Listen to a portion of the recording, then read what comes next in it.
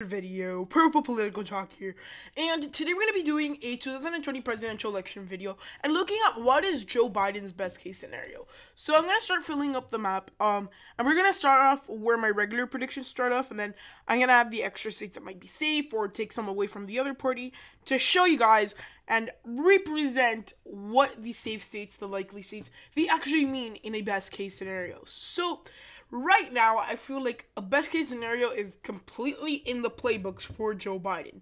He's not going to have to go and do very crazy things to get there. So I think at this point, what really might end up hurting Joe Biden might be debates mostly and that type of stuff.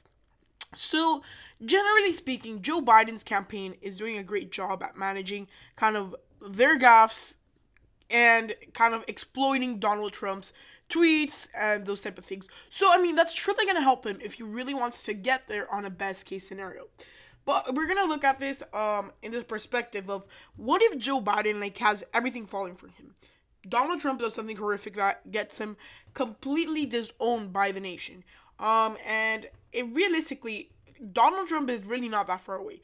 People nationwide are starting to kind of doing a Trump referendum. Now, there's also many secret Trump supporters, there's a lot of people that don't say who they vote for, so that might be a factor, but I'm going to give you guys the most accurate best case scenario I could feel like for Joe Biden. So, first of all, let's add some states to the safe column. In the best case scenario for Joe Biden, I feel like states like Colorado and Nevada would be safe. Oh man, yeah, so those states are states that are trending Democratic, and if Joe Biden does very well, because remember, Donald Trump is having some problems appealing to these voters, and if Joe Biden has everything right for him, he could win Colorado by a safe margin and Nevada by a safe margin. So those states I would add to the safe column, and then I would take away from the Republican safe column states like Alabama, South Carolina, and Alaska.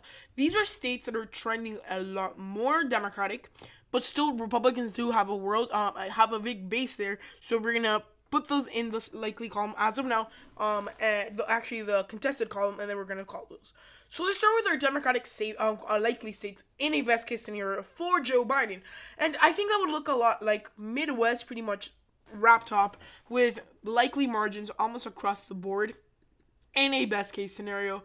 And I feel like also in a best case scenario for Joe Biden, you have states like Arizona going by likely likely margins, and Virginia, of course, and you also have New Hampshire. I feel like in a best case scenario for Joe Biden, this is probably what we're going to be seeing. These states certainly are very close right now. I mean, they're pretty toss up. Now, I mean, generally speaking, they're trending a lot more and they're leaning towards the Democrats, but that does not necessarily mean that Republicans have it easy in the books. So, this is what our map is looking as right now. And our likely states is pretty much the Midwest and Arizona. And Virginia. So, with Virginia, I mean, right now we consider it in a regular prediction anywhere from, I would say, 5 to 10 points, I would say. And in the best case scenario, probably be anywhere from 10 to 15 points. Arizona, pretty much moving up from the lean column, I would say from 3 to 4 points, going to anywhere from 5 to 7 points. Again, in this scenario, I think everything has to align with Biden. Appeal amongst voters on the economy, good COVID-19 handling plans, African American support, a lot of it. These things are going to matter if Joe Biden wants to achieve this best case scenario. So we finish our likely states for the Democrats. What would be the likely states for the Republicans in the best case scenario?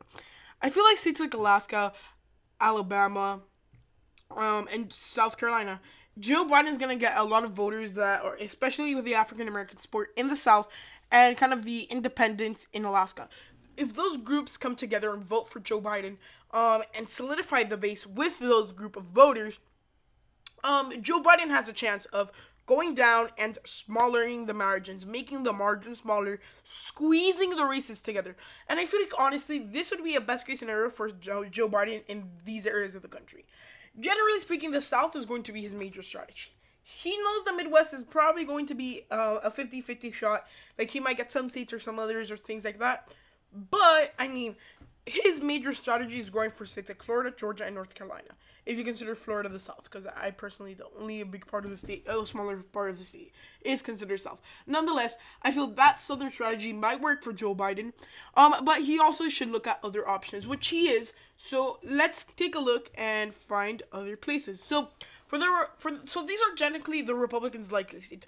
Everything on the Republicans win is going to be by smaller margins. So, what are the Democratic lean states? In a best case scenario, I would consider Florida lean for the Republicans, for the Democrats, North Carolina, and pretty much that would be it. Because remember, the rest of these states are solidly Republican. If Democrats win in the rest of these, it's because they flipped it and with a lot of effort. And a best case scenario, that means probably going to go by a tilt margin. So we're going to get into those later. And the Republicans, they honestly only have two places I think would go into a lean margin in a best case scenario for Joe Biden.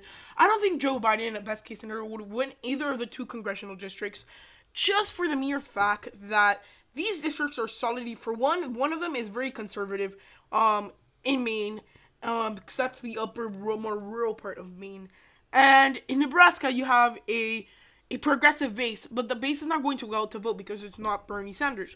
So the more Republican vote will be going out from there. So right now, this is the Republican lean states, and let's go to our Republican tilt states. So I feel like in a Republican best case scenario, Texas, or Democratic best case scenario, and Joe Biden's best case scenario, Texas will only go by a lean margin. I honestly feel like Texas, it's not going to flip. Even if Joe Biden does exceptionally nationwide, I do not feel like it's going to happen. Texas is less likely to flip than Georgia. And people make comparisons to Beto O'Rourke in Texas. Look, Beto O'Rourke is his own candidate. His candidacy was probably one of the best case scenarios. Honestly, Democrats are not going to win the state of Texas. Not this year, at least. Probably by 2024. Or 2028, they're going to have these areas solidly by them. But I personally do not feel like Beto O'Rourke would be like, it's not the same effect Beto O'Rourke compared to Biden. Look at the polls. Yeah, Biden is leading in some of them. But honestly, remember the fact is that even if you think about unbiased polling through 538, the fact of the matter is there is still some bias, whether it is towards the Democrats or towards the Republicans. So that's my opinion with the state of Texas.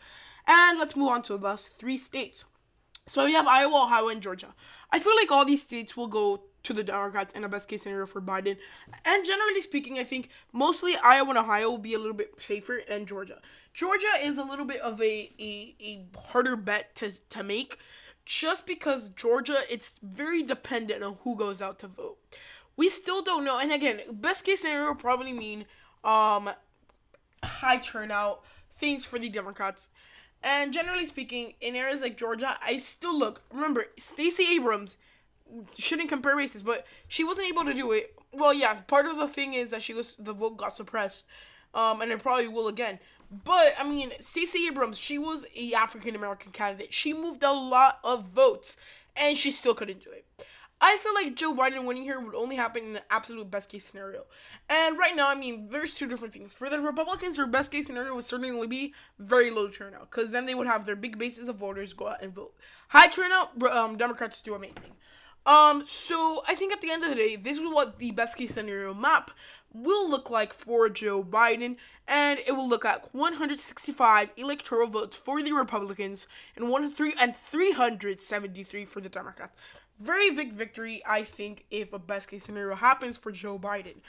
Anywhere else from here, maybe the two districts, and maybe Texas, but other than that, I think that would be it.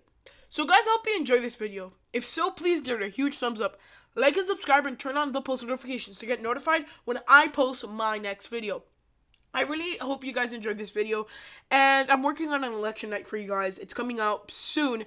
It's a very long project, but nonetheless, I'm really excited for that, and I hope you enjoyed this good video, and goodbye.